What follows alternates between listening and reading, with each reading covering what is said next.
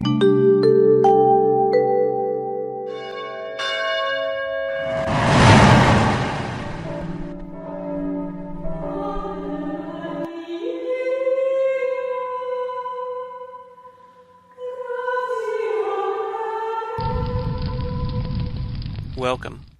I'm Sebastian Mahfood, and you're listening to WCAT Radio, the on-air wing of En Route Books and Media, bringing you the dulcet sounds of Catholic wisdom. Hello and welcome to another episode of Word of Mouth, the Evangelization podcast of the Archdiocese of St. Louis. I'm your host, Michael Horn. It's great to be with you all again. And today we have a wonderful guest, Matt Costa. Matt is a freshman at Merrimack, and he is generous enough to share his story with us today. So we're looking forward to hearing Matt's words and his personal journey of faith and how he has really encountered the Lord and has decided to share our Lord with other people. And just a reminder to our listeners before we begin today, just if you don't want to miss an episode of the Word of Mouth podcast, make sure you subscribe on Apple Podcasts or Google Play, Stitcher, or any other podcast app that's out there. Just search for the Archdiocese of St. Louis to find us. Once you've subscribed, make sure to rate us and share us with all of your friends. We just would love to continue to grow our listenership and to spread the good news to more and more people in our wonderful Archdiocese of St. Louis. So, Matt, how are you doing as we begin today? Doing pretty well. Great. Thanks for being with us, and thanks for being willing to share your story. We'll just get started here. Just if you could tell us a little bit about your background and your childhood and growing up, and just basically some interests that you have in your life. Sure. So I am the second youngest of 5 siblings, Catholic family, mostly cradle Catholic kind of situation. I've grown up in St. Louis my whole life. For the first few years, it was over in the city, but now it's been South County, out in Oakville right now. I went to DeBerg High School, which good times. Currently, like you said, I'm at Merrimack studying music education, probably transferring to something else. Don't know what quite yet, but that's where I am. And then I'm really into music, like guitar, bass, drums, piano. And if you've ever seen modern yo-yoing, very interesting. It's a fun time. I also really enjoy like video games, reading stories of saints. Just recently read Story of a Soul by St. Therese of Lisieux, which was absolutely gorgeous. And currently am reading The Diary of St. Faustina, which, quite the story. Awesome. So you are definitely our first guest that is this expert modern yo-yo person. So you're very unique. So just be proud of that. Well, thanks. So that's awesome. And could you tell us a couple of your favorite bands if you're such a music fanatic? Yeah. This band, they're on hiatus right now. I think they're probably just going to be gone like for good. But they're from St. Louis, called Ludo. Sure. Really interesting band. They don't quite have one particular sound to them. Like they have one album where basically every single song seems like it's a different musical style. They're really good. And in terms of like Christian music, most people I actually don't like, except I really like Matt Maher a lot. And then Audrey Assad, she's really good. Sure. Yeah, then just songs here or there. Not really one general band or style, just whatever sounds good I'll listen to. Okay, awesome. So you mentioned how you grew up in a pretty solid Catholic family. And if you could just talk a little bit more about your personal faith journey and how you have met the Lord in your life. Sure. Growing up, obviously, not like a lot of kids, not a perfect child. Made a lot of mistakes, did a lot of stupid things. For the most part, just stayed pretty solid in my faith until middle school was good. 8th grade, started going to youth group through like freshman and sophomore year of high school. And then about the end of the sophomore year of high school, I kind of started to fall away from the faith a bit. That just lasted for about a good year until the middle of my junior year. I kind of fell into like sort of a deep depression, like had a bunch of mental health issues. I guess there's like a quote from Fulton Sheen, sometimes the only way God can get into hearts is to break them. And that was the kind of thing that happened to me there because I was just like at the lowest of all lows in my life. And I kind of like came back to the church at that time. And a lot of it really started like with my parents, but then like was brought even further along when I went to confession with Father Connor Sullivan, just excellent priest who was the associate pastor at my parish at the time. And he really helped me. And then the pastor there at the time and still today, Father Anthony Yates, also was very helpful to me and just like getting life on track and just coming back to the faith and making me who I am today. And even today, like Father Yates is still my spiritual director and definitely very good guide to have in this life. now I'm at a place of trying to grow in holiness, stop doing stupid little things I shouldn't do, pray more, give less time to like video games and yo-yoing, and more to stuff like reading the lives of the saints. And not to say like you should shut those other things out totally, but like don't overdo it. Just really trying to keep at loving God the best I can. Sure. Excellent. Yeah, shout out Father Yates, shout out Father Sullivan, two awesome priests of our Archdiocese of St. Louis. So thank you for all the wonderful work that you do and the impact that you had with Matt's life. So this is awesome. And Matt just mentioned, too, how it's so important for us to be engaged in the lives of the saints and to find those spiritual guides along this journey of life and to reach out to people that can really help us and guide us back to the truth, especially when we've fallen, when we're in sin, and just we need somebody to lift us up. So that's beautiful. So thank you to Father Sullivan, Father Yates, and all the good priests of the Archdiocese of St. Louis. Amen. Yeah. And so, Matt, the next question I have for you is just kind of as we look today, because we don't want to get too far ahead of ourselves, obviously, but kind of looking into the future as well. What sort of calling do you feel in your life? What sort of mission or dreams do you have for your life?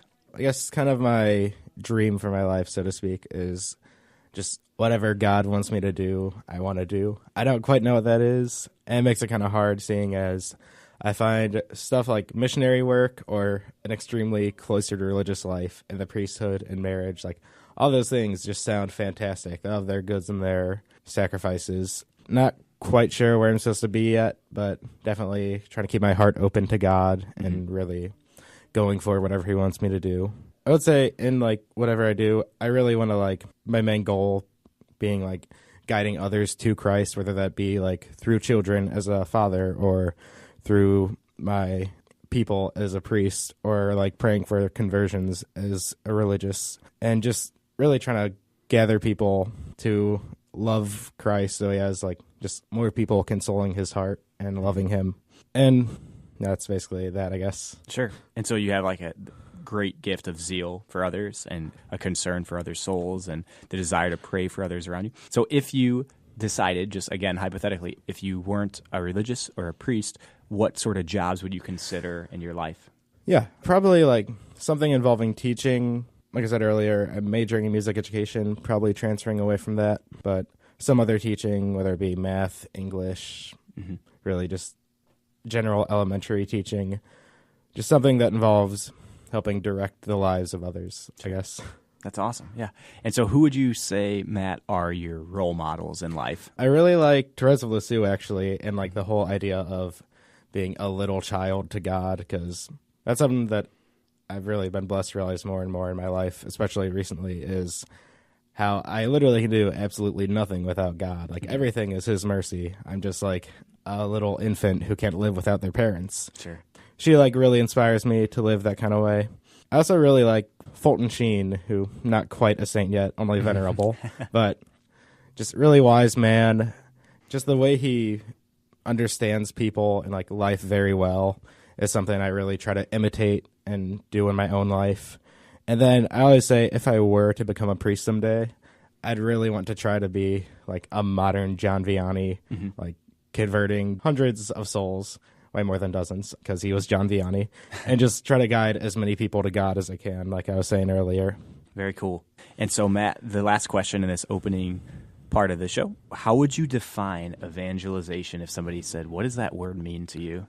I would define evangelization as bringing God's merciful love throughout the whole world so that all people can love him as they were made to do so and just come to union with him. Beautiful and concise. Very cool. Very cool. So that's what evangelization is. That's what it is, bringing God's merciful love to people, all people that we encounter, so that they can also come to know and love him. That's awesome. Thank you.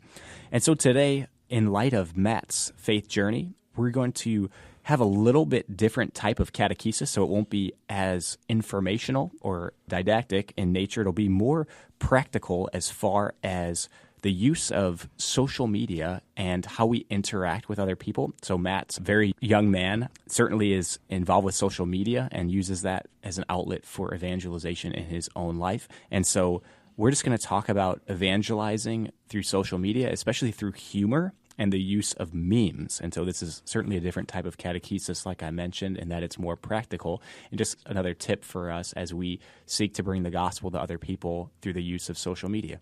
And so we can evangelize in our lives through the use of humor and these wonderful memes that have been created. And so social media in itself has opened up a lot of opportunities for us to spread the gospel.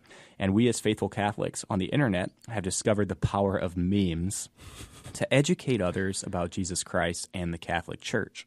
So in the online world, a meme is a concept. It's usually an image with words or phrases that convey some sort of message that gets passed on from person to person via blogs and social media sites like Facebook and Twitter and other social media sites. So memes are really powerful because they're visual and they're punching and they're easy to share. So they get around to a lot of people very quickly. They're a popular form of communication today. People can link to them on Facebook and Twitter, like I said, and they can reach thousands of people very quickly in a very simple way. Humor that's found in these Catholic memes helps remind Catholics that despite the many trials that we face in the Catholic Church and the many scandals that have unfortunately happened in our church, that we as Catholics can be people of joy. We can be people that are lighthearted about our faith while teaching the truth. Memes promote apologetics and lessons about our faith and can create discussions in the comment boxes between faithful Catholics and non-Catholics alike, because humor is the easiest way that we find often to disarm people. And so very often we use humor just to kind of lighten a mood or to ease tension and to kind of build unity and peace between people. And so it's a great way to kind of disarm people and to let them be open to what we have to say. Memes provide a great forum for us to dialogue with atheists and other people who are away from the faith and those people that disagree with the teachings of the Catholic Church. So these memes give us a wonderful chance to evangelize, to give apologetics, and to really teach people about the truth of the Catholic faith. Memes are a wonderful way to expose stereotypes or misconceptions that people might have about the Catholic faith. They help with our mission of evangelizing and moving people toward the Catholic Church and away from falsehood and lies that common culture often gives to us today.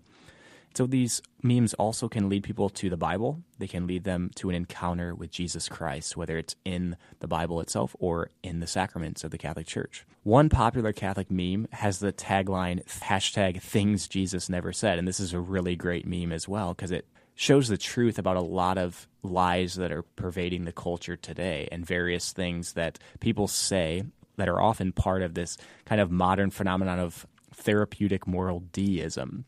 And so it's just this kind of rampant idea that's very just misguided in a lot of ways about who God is and how he interacts in our lives. And so it often just tells us that we just need to be nice people or that God's up there, but he doesn't really care what we do and all these things, and he's there with us when we absolutely need him, but not otherwise. And so there's a lot of lies around God, around Jesus Christ in that sort of thinking. And so this tagline, #ThingsJesusNeverSaid, just really exposes a lot of those lies and shows what Jesus actually said in the scriptures and what he actually taught us and the truths that we can find. And so this tagline and the community that's been established around that tagline actually has more than 18,000 followers on Facebook to this date, which is really awesome. And so that's just one among many types of memes that are used today in the Catholic world to present truths of the Bible, of things that Jesus actually said, and to help us to know him better and to love him better, as Matt said earlier.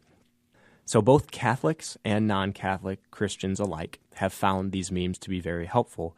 They remind us that we as Christians need to be more humble and more loving to others. Mixing humor and the truth in a non-threatening way really gets people thinking about the deep questions we face as humans in a very free manner.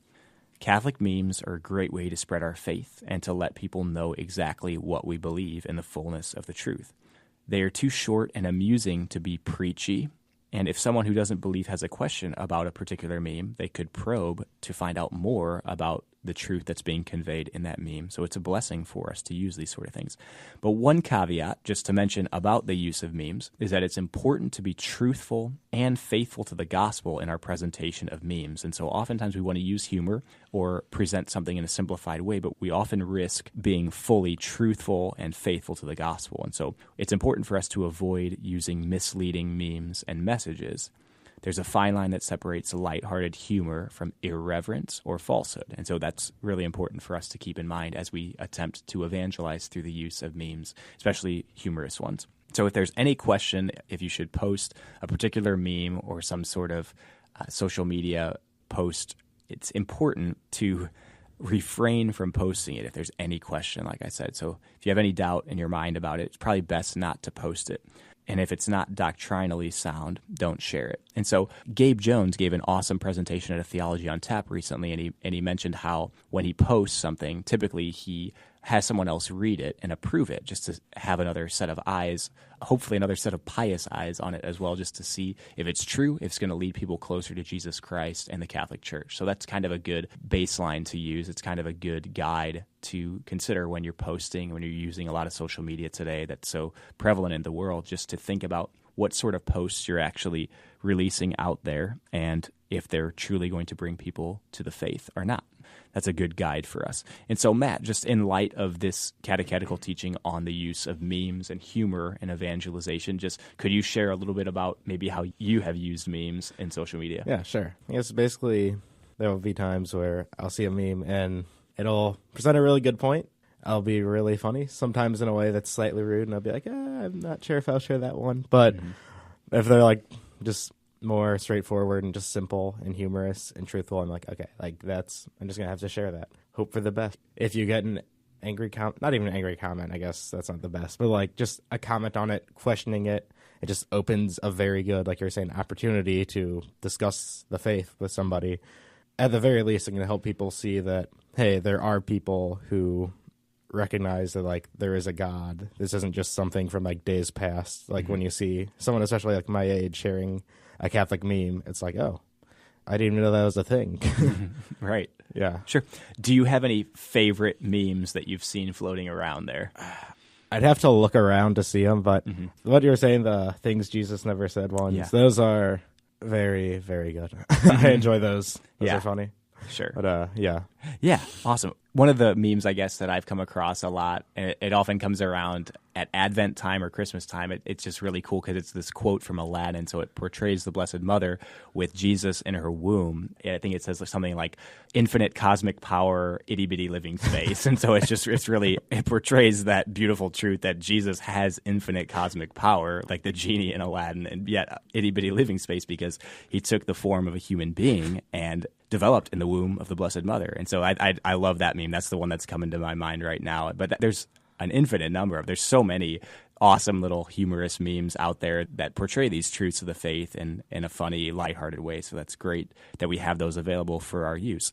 And so, Matt, as we wrap up today, just going to ask you if you could give our listeners a couple tips and some practical advice for how you have been able to be a good evangelist and what people can do to be better evangelists in the world today. Sure. So I'd say focus on radiating Christ and his joy to others, and because nothing's really going to draw somebody as well as just the joy and love of God, and really try to make yourself diminish and God increase in you and like in others' view of you.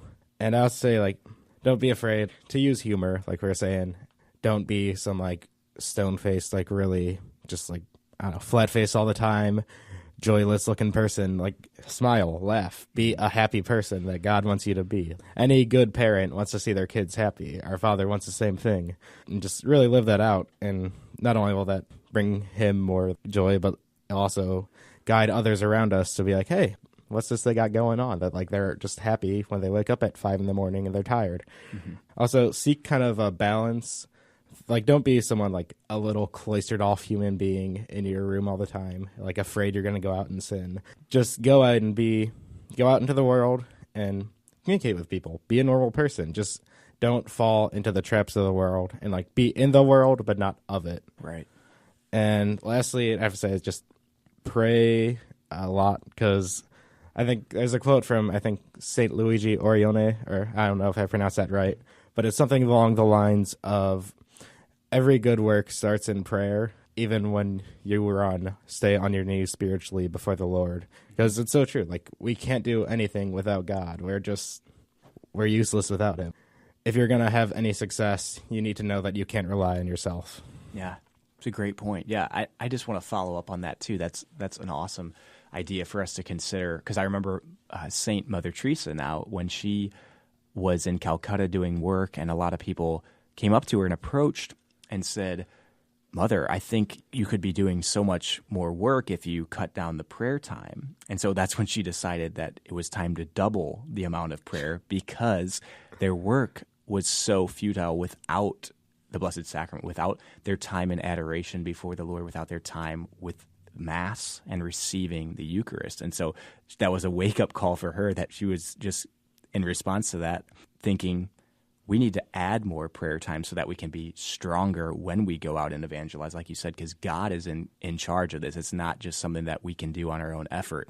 And so that's so important for us to remember, just that the Holy Spirit can anoint all that we do and can make it way better than we could without him. So thank you so much, Matt, for the interview today. I just want to remind our listeners as we close today, just to make sure that you subscribe on Apple Podcasts, Google Play, Stitcher, or any other podcast app to the Word of Mouth podcast. It's all about evangelization. Have local evangelists in St. Louis, people that are out there in the secular world just doing great work to bring the gospel to all people in creative ways. And so please subscribe at one of those apps and just search for the Archdiocese of St. Louis to find us.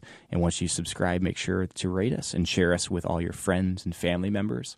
So this has been just another episode of the Word of Mouth podcast. I am your host, Michael Horn, and we had a wonderful guest today, Matt Costa. May God bless you today and always. Peace.